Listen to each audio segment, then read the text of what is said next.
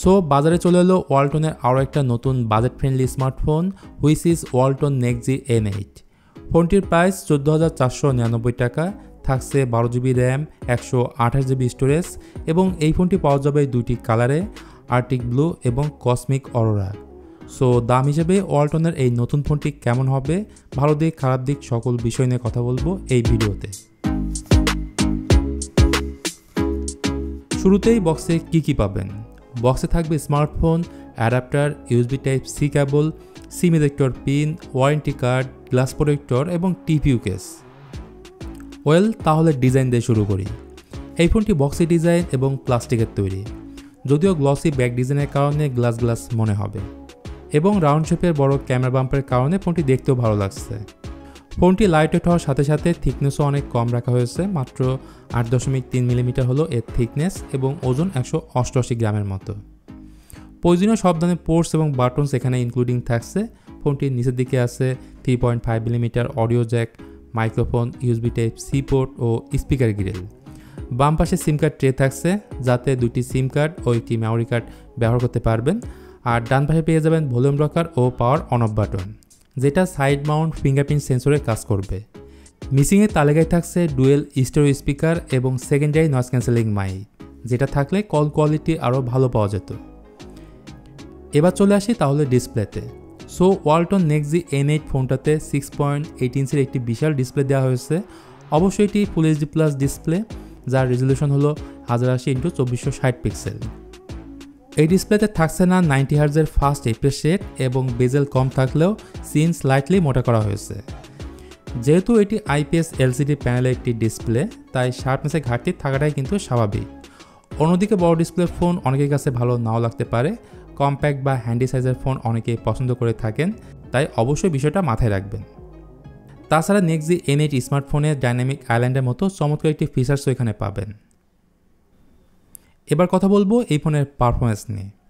এই ফোনের বাজেটের মধ্যে ভালো একটি প্রসেসর ইউজ করা হয়েছে, সেটি হচ্ছে ইউনিসক টাইগার T616, যেটা 12 ন্যানোমিটার ফেব্রিকেশনে বিল্ড করা এবং এর ম্যাক্সিমাম ক্লক স্পিড হচ্ছে 2 GHz। গিগবেঞ্চে সিঙ্গেল করে 457 এবং মাল্টি করে 1516 স্কোর এতে পাওয়া গেছে। জিপিইউ হিসেবে থাকছে Mali-Z 57 MP1। তো ইউনিসক T616 এর আন্ত স্কোর হলো 3,08,000-এর মতো।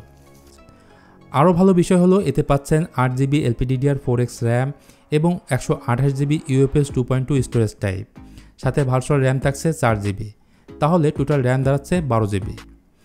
গেমিংয়ের কথায় আসলে এই ফোন দিয়ে আপনি লো টু মিডিয়াম সেটিংসে যে কোনো গেম খেলতে পারবেন, তবে ভারী game PUBG, call of duty এই ধরনের গেম খেলার সময় ফ্রেম ড্রপ, হ্যাংয়ের সম্মুখীন হতে পারেন, তাই চেষ্টা করবেন লো গ্রাফিক্স রিলেটেড যে গেম রয়েছে সেই গেমগুলো অ্যাভয়েড করার, তাহলে স্মুথলি গেম খেলতে পারবেন।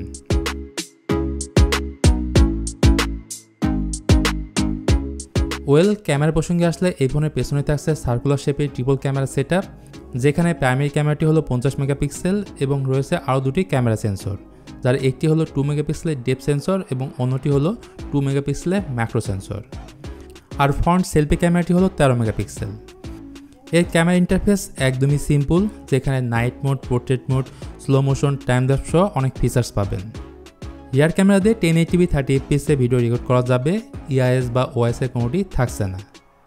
এবার ওয়ালটনের নতুন যে OS সেটা নিয়ে একটু কথা বলি। ওয়ালটনের এই ফোনে থাকছে লেটেস্ট Android 13, যা রান করবে আর OS এর সাথে, মানে স্টক UI-কে কিছুটা মডিফাই করা হয়েছে।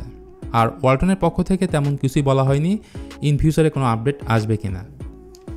ব্যাটারি নিয়ে তেমন কিছুই বলার নেই, মোটামুটি সব ফোনে 5000 mAh ব্যাটারি থাকে, এই ফোনে আপনি সেটাই পাবেন। চার্জিংয়ের ক্ষেত্রে এই ফোনের বক্সে পাবেন 18 ওয়াটের চার্জার, যেটা PD 3.0 সাপোর্ট করে। যাই হোক, যাদের বাজেট 15,000-এর নিচে তারা এই ফোনটি দেখতে পারেন, কারণ এই দামে পাচ্ছেন বড় ডিসপ্লে, 12GB র্যামের পাশাপাশি বড় স্টোরেজ 128GB, সেই সাথে পাচ্ছেন ভালো ক্যামেরা সেটআপ। তবে এই ফোনের সাউন্ড কোয়ালিটি খুব বেশি লাউড পাবেন না, কারণ এখানে দেওয়া হয়নি স্টোরি স্পিকার। সো আজকে ভিডিওটি এখানে শেষ করতে হচ্ছে। ওয়ালটন NexG N8 ওভারঅল আপনার কাছে কেমন লেগেছে জানাতে পারেন কমেন্ট করে। ভিডিওটি ভালো লাগলে please hit the like button, share করতে পারেন আপনার বন্ধুদের সাথে। আজকের মতো আমি মিথুন এখানে বিদায় নিচ্ছি, দেখা হবে খুব তাড়াতাড়ি অন্য কোনো ভিডিও নিয়ে। তো সবাই ভালো থাকবেন।